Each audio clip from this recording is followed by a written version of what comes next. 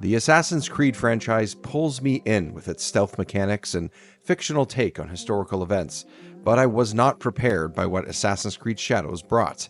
I'm creeping up on an enemy with Naoe, expecting to see a standard assassination animation that I've seen countless times, only to see her stab and then slit the throat of my unexpecting victim. Never have I seen such surreal violence in this franchise. I was able to rethink how I played Assassin's Creed games in the past and realized I was about to experience something different for the first time. Ubisoft has mentioned that we would be getting something different with this installment of Assassin's Creed, and you can see it right off the start with the Animus Hub, listing all previous Assassin's Creed games and showing the character you used and whatever cosmetics you last used for that particular character. It allows you to select the games from the Assassin's Creed franchise as long as it loads onto your console. It reminds me a lot of what Activision has done with the Call of Duty franchise, allowing you to play any game you own in a central hub. From the initial reveal, I looked forward to watching Assassin's Creed Shadows' story unfold, particularly how Yasuke and Naoe's story intertwined. Many games have tried and failed when having different storylines for two main characters and making them feel different concerning combat and how they impact the story. Set during the Sengoku period in Japan, Assassin's Creed Shadows takes you on a journey in 1579 feudal Japan.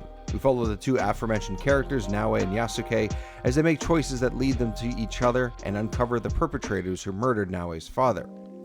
Naoe, a shinobi, and Yasuke, a samurai, begin as enemies but learn they have a common enemy, leading to their alliance. I had my concerns about using two separate characters and developing stories around them and being able to use them as I wished while progressing the story, but I grew to understand the choice, and I liked it. I used one character more than the other because I thought the story was more about Naoe than Yasuke. You start using Naoe only. It'll take some time before Yasuke becomes playable. It's not until you uncover Naoe's motivation for the game that you get to use Yasuke, who feels more like a villain at the start of the game. My biggest fear with two main characters that one story would overpower the other and they wouldn't flesh out each character's motivation and my purpose for using them, but thankfully that was not the case. Assassin's Creed Shadows allows you to make choices with characters, or you can play the canon story by choosing the option when beginning a new game. Still, I decided to be able to make some choices, which I can confirm will provide a different narrative during your playthrough and could mean you do or don't unlock certain characters and side missions. Assassin's Creed Shadows does a fantastic job of telling a compelling story while intertwining the two main protagonists, and it doesn't feel bloated like in some previous Assassin's Creed entries. I want to add that with some side missions or leading up to main assassination missions, the developers take the time to get you through the story when I feel it could have been done in a quick time event. The number of times you have to search for a point on a map to have a 2-second conversation only to find that you need to go across the map once again to have another 2-second discussion to get you to your target wore a little thin for me. Assassin's Creed Shadows feels excellent to play.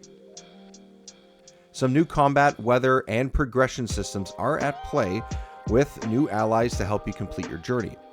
I worried a bit that Assassin's Creed Shadows would feel similar to previous versions of Assassin's Creed, and the only difference would be that it's based in Japan. The weather system is a nice addition and helps bring Japan to life, and there are some advantages and disadvantages to each season in the game. For instance, during winter, it's hard to traverse on land as the snow slows you down, but enemies will leave footprints in the snow, which you can use to sneak up on them. I used Naoe more than Yasuke and found when it was raining, the noise of the rain provided me with a sound dampener to sneak up on enemies, and it was easier to kill them in the shadows. The rain makes the visibility less, but your eagle vision, you can highlight enemies briefly, and you won't lose sight of them. The eagle vision works differently in Assassin's Creed Shadows, and it only works as an infrared that allows you to see enemies through walls. You don't have a bird or bird-like in previous Assassin's Creeds to survey your surroundings and know where all the enemies are. Also, additionally, there is no longer an eagle to tag enemies. Synchronized viewpoints are now used to survey the area to see where points of interest are.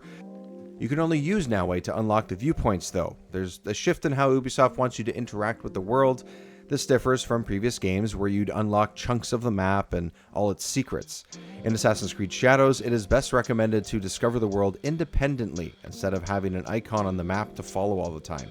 If that doesn't suit your playstyle, you can turn the discovery feature off and have your mission icon show up automatically in the settings menu, but that will affect trophies, and a warning pops up if you do select that slider. I enjoyed discovering the areas of the map on my own and finding hidden treasures, which are all scattered around. Many Ubisoft games can fall into a trap of selecting a mission and following the map icon, but with Shadows I found myself looking for the next mission, uncovering new ones, and looting along the way. Ubisoft integrated a scouting system in Assassin's Creed Shadows that can help locate parts of the map to find the next story mission. Each one of these, or an assassination, gives you the clues in the objectives menu for you to solve, and when you do, you can use your scouts to see if that specific section of the map is where you think that mission will be located. In Shadows, you can edit and customize your hideouts and add and subtract buildings. That hideout will allow you to upgrade your weapons and scouts while recruiting characters who can help you along the way. The hideout provides advantages in the game, so I suggest upgrading that as soon as you can. You might find a weapon or armor piece that's low level, but you like the perks it has, so at the Forge, it allows you to continue to upgrade it and your skill level. The max skill level it will allow you to upgrade is 60, but you must upgrade the Forge to 3. The progression system is like that of previous Assassin's Creed RPGs, but I feel it's pretty easy to level up your characters. As you play as either Naoe or Yasuke, both characters progress simultaneously. You collect gear for either character, regardless of who you're using at the time.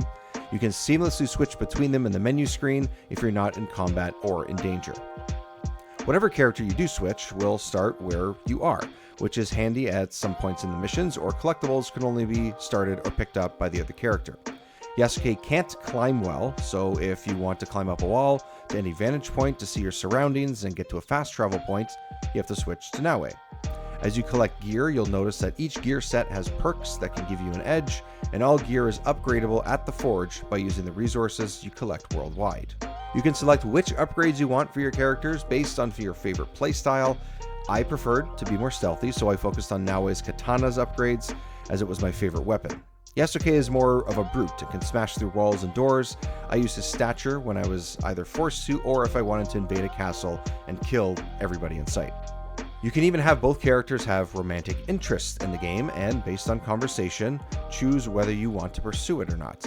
The dialogue tree will have a heart icon beside the sentence you choose to let you know it will start a romantic conversation. They have different weapon sets that suit their characters and traversal attributes. Naoe has a grappling hook she can use to get to high areas, which I truly loved and was surprised that Ubisoft hadn't had in previous entries. Yasuke isn't as delicate, as he uses his body to break through walls or enemies for that matter, and stealth approach can be used with him, but it's not quite as effective. Regarding a key component of Assassin's Creed, stealth, Ubisoft introduced shadow zones you can use to avoid being spotted by enemies and also extinguish the light from rooms, but I felt you didn't need to use this and wasn't used to its full potential. I didn't find the need to turn out lights or hide in the shadows because as you leveled up your character or certain perks, creeping in the shadows didn't actually matter. I could sneak up on an NPC in the dark, or the light would go out unnoticed most of the time. If you're using Naoe, climbing up high and assassinating from above is actually much easier. Working in the dark and being part of the combat system sounds excellent, but the execution wasn't quite there.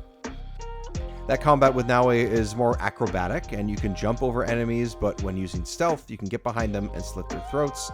Naoe will feel more familiar to seasoned Assassin's Creed players, but cannot overpower enemies like Yasuke. You will need to use the parry system more with Naoe to kill your enemy, and that system is highlighted by a blue, which you can block or counter, and red, which means you don't evade and you'll get hit. So more formidable enemies pose more of a challenge to Naoe than Yasuke and can kill you in one hit, which is highlighted with a crown and a skull in their health bar. Naoe will rely on her tools like throwing knives to kill enemies from afar, making her stealth path through an enemy camp or castle much easier. She can even swim underwater and use a reed to breathe to stay undetected. Yasuke uses Odachi, Nagatani, Kanabo, war clubs, Yari, and Yumibos. The clubs lead to a brutal kill animation, but I found them far too slow, mainly because Yasuke's playstyle is far more hack and slash than Naoe's. I found myself using the Odachi and bow during my playthrough and found them far more effective for my playstyle. Compared to Naoe, your finishing moves with Yasuke are far more substantial, and one of those moves sees Yasuke lift enemies in the air with his sword inside them and then forcibly smash them to the ground, killing them. Yasuke has more decapitating animations than Naoe, and when he kills an enemy, there's a lot more blood on the screen. Yasuke can overpower enemies but still uses the parry system, but his strikes inflict far more damage. I found it much easier to storm a castle for loot by using him and killing every enemy. I found the boss fights a lot more satisfying with Yasuke, as it felt like a duel than when I was using Naoe and had to be more strategic with my strikes. Throughout the world, there are a lot of mini missions or games that can only be uncovered or played with a specific character. They allow you to level up your characters quickly, but I felt the map was cluttered and far too repetitive. Some missions let you understand Japanese culture better. There are meditation spots for Naoe all over the map that you first have to do to progress the story, but eventually they are only there to upgrade. These missions require you to press buttons in a specific order at a particular time to do a rhythm, but I found it was far too long, and if you mess up, you have to go all the way back in a rhythm to progress. It was rarely peaceful for something that was meant to be mindful, and I felt a little bit distracted from the game and could have done without the button mashing parts. Shadows also has a similar minigames for Yasuke, and because there are so many on the map and I'm a completionist, I felt compelled to tick them all off my list. Compared to previous Assassin's Creed, the present day parts of the game are non-existent and almost feel like an afterthought. We see virtual pixels of the present day in the Animus, but no fleshed out characters like Desmond or Layla from previous titles. Instead, it feels like a follow-up to Unity, where the exposure to the modern is minimal and you rarely, if ever, step away from the past. I liked Assassin's Creed Shadows far more than Valhalla. The combat was by far a massive step up, with brutish combos and slick stealth, which the series has finally achieved. The theme of choice allowed me to choose my dialogue, character, and how I wanted to play through the campaign. The story has surprising depth with twists and turns, the campaign showcases, making for one of the best stories, at least since Odyssey, rivaling that of Ezio's involvement with the Brotherhood years ago.